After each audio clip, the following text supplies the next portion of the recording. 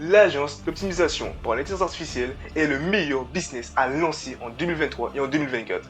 Et tous les youtubeurs te diront la même chose, créer des chatbots et revendre leurs entreprises. Mais le problème, c'est qu'ils oublient tous la partie la plus fondamentale d'un chatbot, la base de connaissances. Tu auras beau regarder autant de tutoriels que tu veux pour créer des chatbots complexes sur BotPress, sur VoiceFlow, sur StackAI, tout ce que tu veux. Si tu ne sais pas comment faire pour créer une base de connaissances qui est solide, tes chatbots ne pourront même pas répondre aux questions les plus simples des prospects qui viendront sur le site web. Donc en gros, ton chatbot ne servira à rien à l'entreprise. Mais ne t'inquiète pas, car Fenzi est là pour t'apporter la solution qu'il te faut. Salut à tous, c'est Fenzi pour la qualité. Dans cette vidéo, je vais vous expliquer pas à pas comment faire pour créer une base de connaissances en béton pour vos chatbots que vous allez revendre aux entreprises, mais aussi aux infopreneurs. Et je peux vous assurer que grâce à cette vidéo, vos chatbots en AI ne se tromperont plus quand vous leur poserez des questions. Mais d'abord, qui je suis? Je m'appelle Fenzi et j'ai créé mon agence AI quand ce business était obscur aux yeux de tous. Et grâce à mon agence, j'ai réussi à enfin atteindre ma liberté financière. Cette chaîne est entièrement dédiée au business AI et à la création, mais aussi à la vente de chatbots. Alors si cette nouvelle opportunité business de 2023 et 2024 t'intéresse, je t'invite à t'abonner à la chaîne dès maintenant pour ne rater aucune vidéo qui vont sortir sur le AI. Et ce n'est pas tout, j'ai aussi créé une formation entièrement gratuite pour te permettre de maîtriser les bases du AI et surtout d'éviter toutes les erreurs que les débutants peuvent commettre, les erreurs que j'ai faites au début quand j'ai créé mon agence. Donc je vais te permettre d'éviter toutes ces erreurs et de commencer au mieux pour réussir à signer ton premier client en AI le plus rapidement possible. Et si tu as des questions à me poser sur le AI, je t'invite à réserver un appel entièrement gratuit avec moi de 30 minutes dans lequel je pourrai t'aider à créer ton agence AI et à signer ton premier client. Donc on va créer le plan d'action ensemble pour te permettre de signer ton premier client le plus rapidement possible. Tous les liens sont dans la description et dans l'espace commentaire. Et comme d'habitude, dis-moi en commentaire quel serait le sujet de la prochaine vidéo sur la chaîne. Avant de commencer, de vraiment comprendre l'importance de la base de connaissances dans le chatbot. Le plus souvent, je compare le chatbot à une voiture. Car tout comme une voiture, le chatbot a un moteur. Et ce moteur, c'est la base de connaissances. Donc imaginez que vous avez une voiture, une belle voiture, vraiment une voiture magnifique, et votre base de connaissances, donc la base de connaissances du chatbot, c'est le moteur de la voiture. C'est-à-dire que si votre voiture n'a pas de moteur, ça sera juste un tas de ferrailles. Vous pouvez aussi comparer la base de connaissances à un cerveau humain, mais dites-vous juste que quelle que soit la comparaison, la base de connaissances, c'est le centre même du chatbot. Et sans la base de connaissances, le chatbot IA ne sert à rien. Et les outils comme VoiceFlow et BotPress vous permettent seulement de créer la structure du chatbot, mais pas la base de connaissances.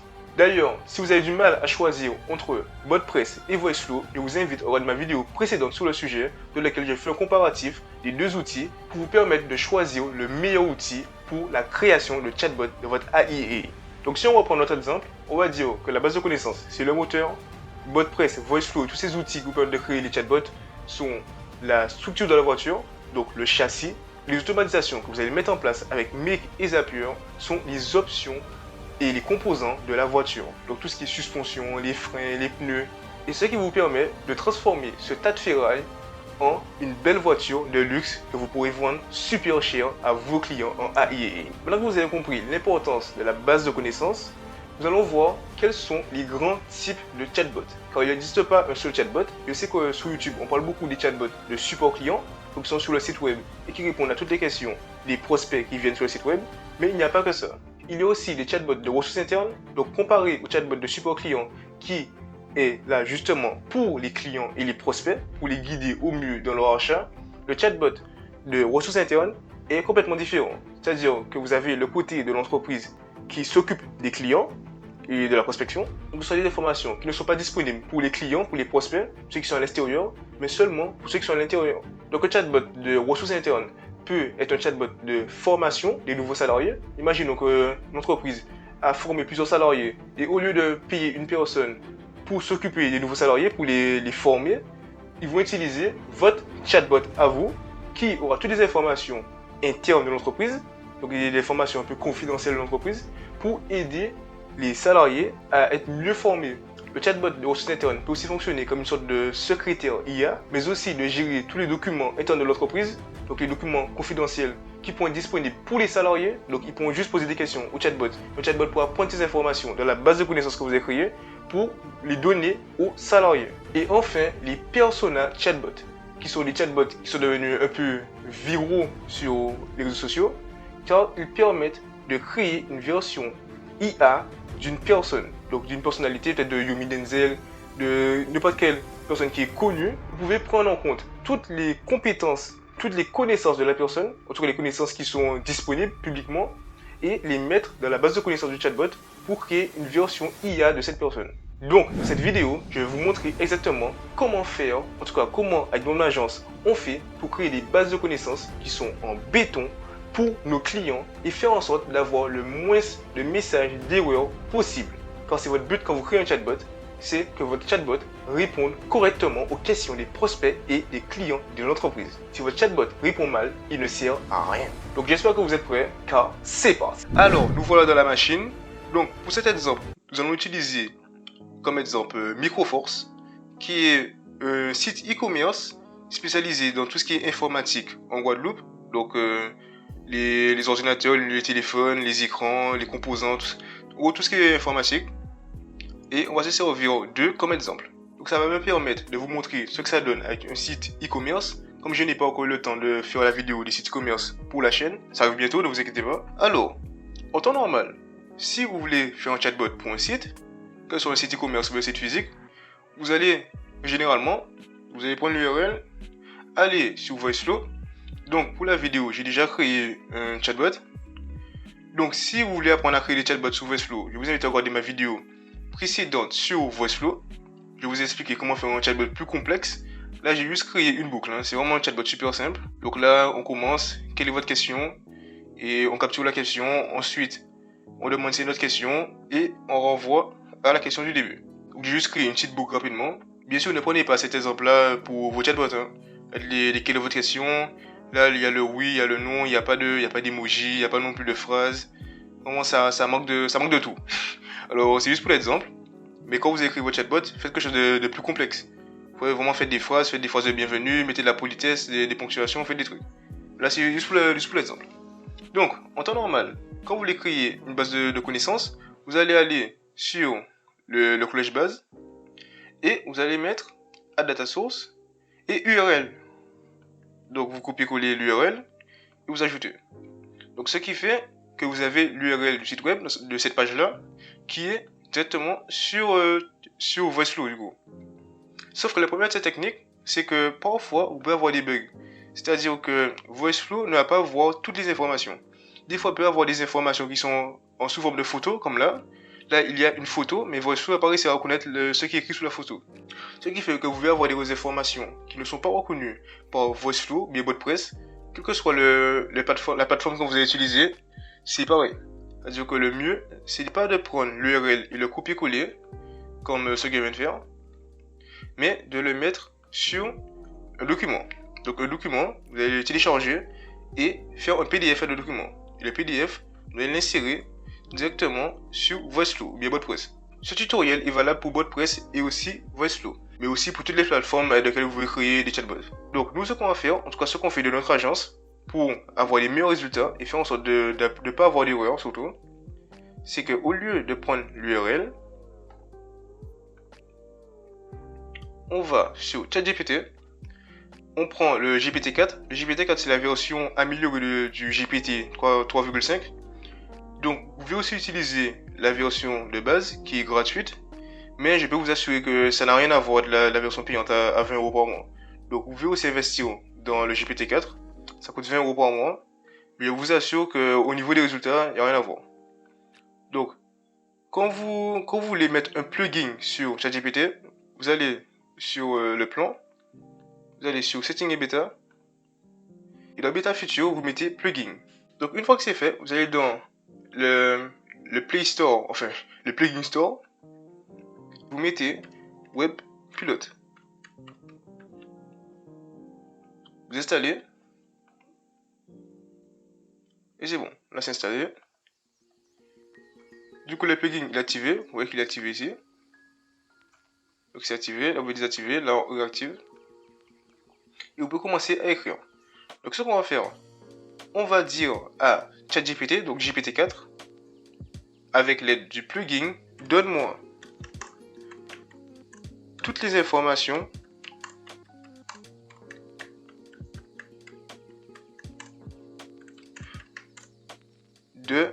du site web. Donc donne-moi toutes les informations du site web sous la forme, non plutôt au format FAQ et bullet point. Donc bullet point, c'est quand vous voyez que il y a le petit point et il y a les questions qui arrivent. Donc bullet point. Écrivez-le en anglais, c'est plus simple. Hein. Vous allez mis au résultat comme ça. Donc là c'est bon. Et vous allez mettre le petit point. Vous allez prendre l'URL du site web de votre client et le mettre sur ChatGPT. Parce que le but du plugin, en fait, c'est de pouvoir analyser les données d'un site web. Et ChatGPT n'est pas capable de le faire sans le plugin. Donc ce plugin là, c'est un des plugins les plus utilisés. Vous voyez. Donc là, vous voyez que ça utilise WebPilot. Donc là, c'est pas vraiment ChatGPT, c'est plutôt WebPilot qui est utilisé. On recueille les informations aussi. On referme. Là, c'est parfait. Là, du coup, on a les informations. Là, ça récupère les informations directement sur le site Microforce. Donc, vous pouvez aussi vérifier, regardez bien si ce sont les bonnes informations. Donc, oui, ce sont les bonnes informations. Vous récupérez.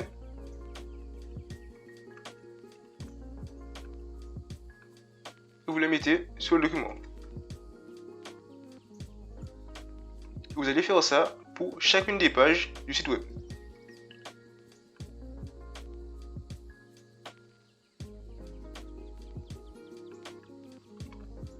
On va lui dire encore.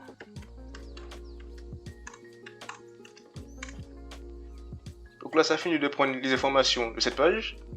On récupère. Vous allez faire ça pour toutes les pages. Pour avoir le maximum d'informations. Ce qu'on va faire aussi, parce que le but c'est vraiment d'avoir une base de données, une base de connaissances qui est de qualité. Donc ce qu'il faut faire, c'est prévoir les questions qui vont être posées au chatbot à l'avance. Comme ça, une fois que le client arrive sur le chatbot, il pose ses questions. Et vu qu'on a déjà prévu ça en avance, grâce à ChatGPT et grâce à nos outils qu'on utilise, on pourra répondre directement et avoir moins de messages d'erreur. Le but c'est vraiment d'avoir le moins de messages d'erreur possible. Parce qu'il n'y a rien de plus énervant qu'utiliser un chatbot et à chaque fois avoir le message d'erreur qui vous dit qu'on n'a pas trouvé la réponse à votre question et est-ce que vous avez une autre question à poser. Moi, ça devient saoulant en fait. Ensuite, vous allez dire à ChatGPT de vous donner des FAQ en plus. Donc les FAQ, ce sont des questions-réponses. Et ce que nous avons ici, les FAQ. Et le but, c'est de demander, donne-moi plus de FAQ avec des potentielles questions et réponses qui pourront être posées par les visiteurs du site web.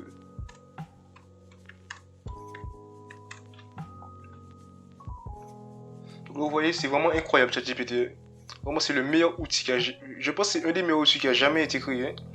Car là, vous avez directement les questions qui peuvent être posées. Donc ça se base par rapport aux questions qui sont posées sur les autres sites web. Et ça vous donne les questions qui pourront être posées sur le site web. Imaginez que vous travaillez avec un hôtel ou bien une agence immobilière, vous voyez le potentiel. C'est incroyable. Donc là, vous avez combien? Vous avez 15, vous avez déjà 11 questions.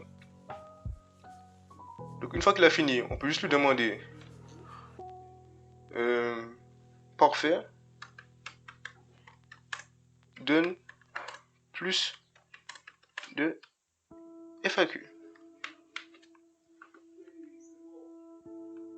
Bien sûr, je vous conseille aussi de commencer à demander des FAQ en plus. Une fois que vous avez déjà pris tous les onglets du site web. Je le fais rapidement pour vous, pour montrer, pour l'exemple. Mais normalement, d'abord, vous prenez tous les onglets, je dis bien tous les onglets. Donc même les petits onglets qui sont cachés, les onglets à la fin, là, vous les prenez tous.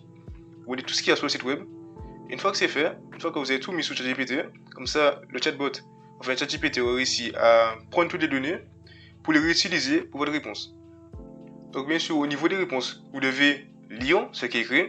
Je sais que ça va être long, ça va être chiant, parce que vous n'avez pas envie de lire tout ça, mais vous êtes obligé. Vous n'allez pas commencer à faire du copier-coller sans lire ce qui est écrit. Donc il y a un super problème après, il y a vraiment un problème. Et du coup, ça va induire les prospects et les clients en erreur. Donc vous devez faire l'effort de lire, s'il vous plaît, faites l'effort de lire ce qui est écrit. Une fois que vous avez fini, vous prenez tout, et vous copiez-coller. C'est aussi simple que ça. Donc le mieux, c'est le faire à la fin. Bon, à la fin de votre liste là, vous écrivez une partie FAQ. Vous allez écrire en gros FAQ pour que le chatbot de VoiceFlow et de BotPress réussisse à bien comprendre que là c'est la partie FAQ. Vous allez mettre toutes les FAQ au même endroit. Comme ça, vous avez vraiment une grosse liste FAQ. Nous, donc avec mon agence, on arrive à des FAQ qui arrivent à presque 1000 questions. Donc ça peut aller très vite. À partir du moment où vous avez commencé à avoir un peu d'expérience et que vous avez quelques retours des clients et aussi des salariés, de ceux qui travaillent dans l'entreprise, vous pouvez avoir de plus en plus de questions et avoir une base de données qui est solide. Vous allez arriver à un stade où les erreurs sont vraiment rares. Donc nous, avec notre dernier client, la dernière fois qu'on a eu une erreur, ça datait de, je crois, de 3 semaines. 3 semaines. Donc 3 semaines sans avoir aucune erreur. Donc quand je dis erreur, c'est les retours d'erreur. Hein. Parce que quand vous allez sur VoiceFlow, vous allez dans la partie analytique pour voir justement les interactions. Vous pouvez voir les interactions qui ont été faites avec les clients, qui ont été faites par rapport aux utilisateurs, donc à ceux qui sont dans l'équipe, mais aussi les clients. Dites-moi si vous voulez que je fasse une vidéo complète sur la partie analyse de VoiceFlow, mais aussi de BotPress, pour vraiment vous expliquer comment faire pour bien analyser les données. Et si vous avez des questions à me poser, posez-les-moi en commentaire ou bien directement sur Instagram. Quand je vais commencer à débloquer mon compte Instagram, ça vous pouvez vous poser des questions directement. Et ce que vous pouvez aussi faire pour vraiment avoir une base de connaissances d'une qualité vraiment incroyable, vous pouvez aussi aller sur YouTube et faire des recherches en rapport avec ce que vend l'entreprise. Donc les produits, les services, mais aussi le lieu.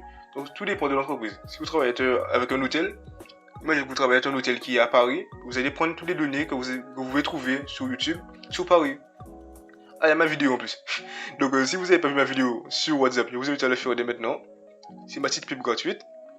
Donc, imaginons que là on travaille avec Microforce et on veut vraiment faire une belle, je dis bien une belle base de connaissances par rapport aux ordinateurs Acer.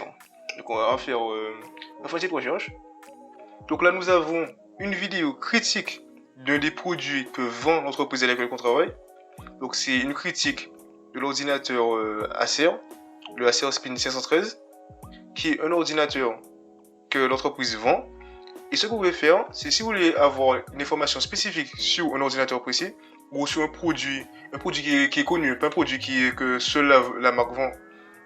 Donc tout ce qui est électronique, aussi dans les hôtels, vous avez dans la ville de l'hôtel. Par exemple, si l'hôtel est à Paris, vous pouvez parler de la ville de Paris. Donc par exemple, ville de Paris.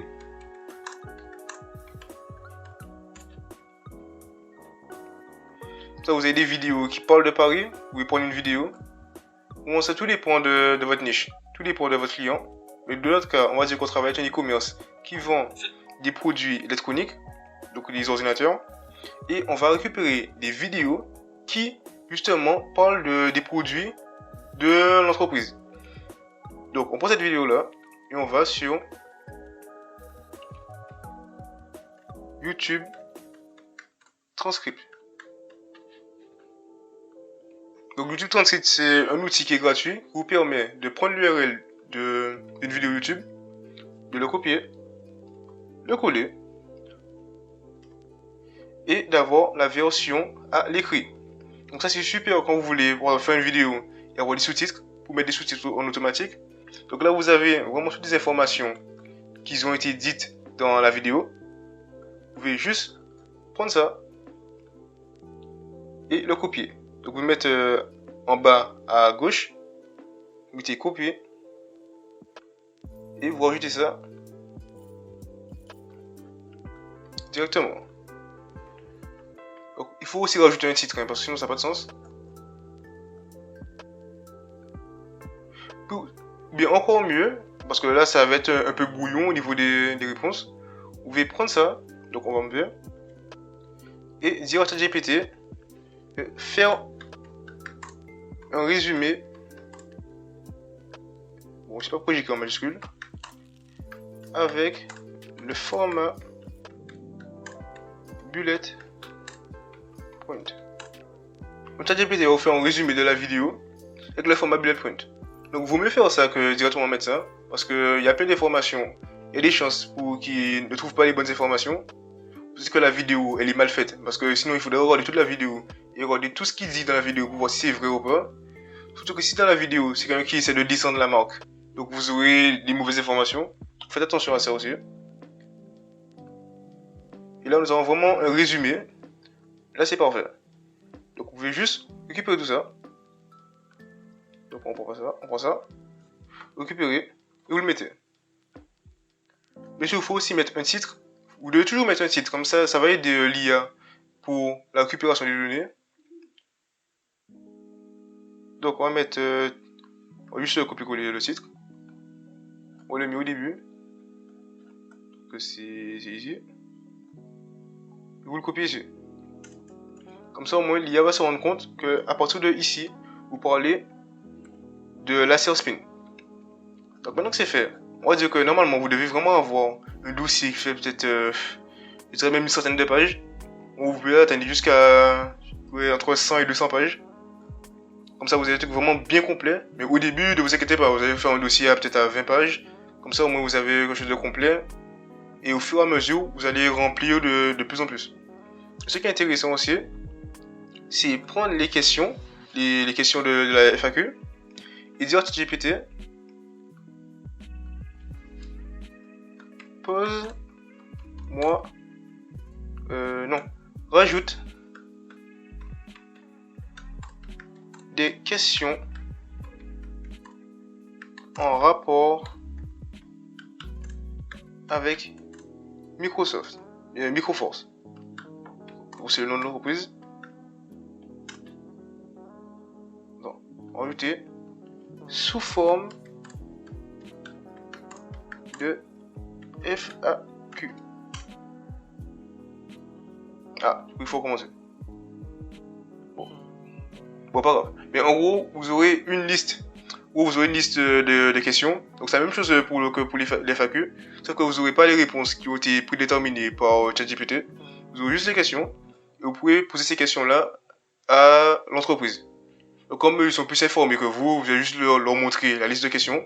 On va faire une grande liste de questions. Ils leur dire que quand ils auront le temps, ou bien chaque jour, ils peuvent répondre à une question. Ne les forcez pas à répondre à toutes les questions le jour même. Hein.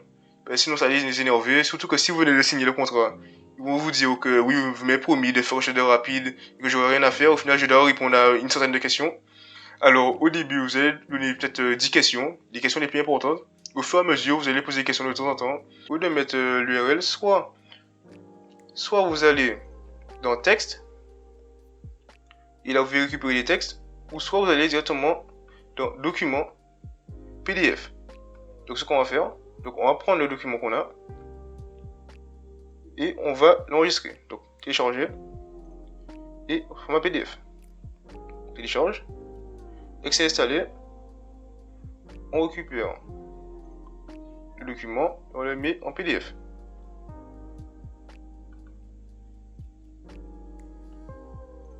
Donc ça va charger, ça va prendre toutes les données. Ça prend un peu plus de temps que quand c'est l'URL. Ah non, même pas, c'est rapide.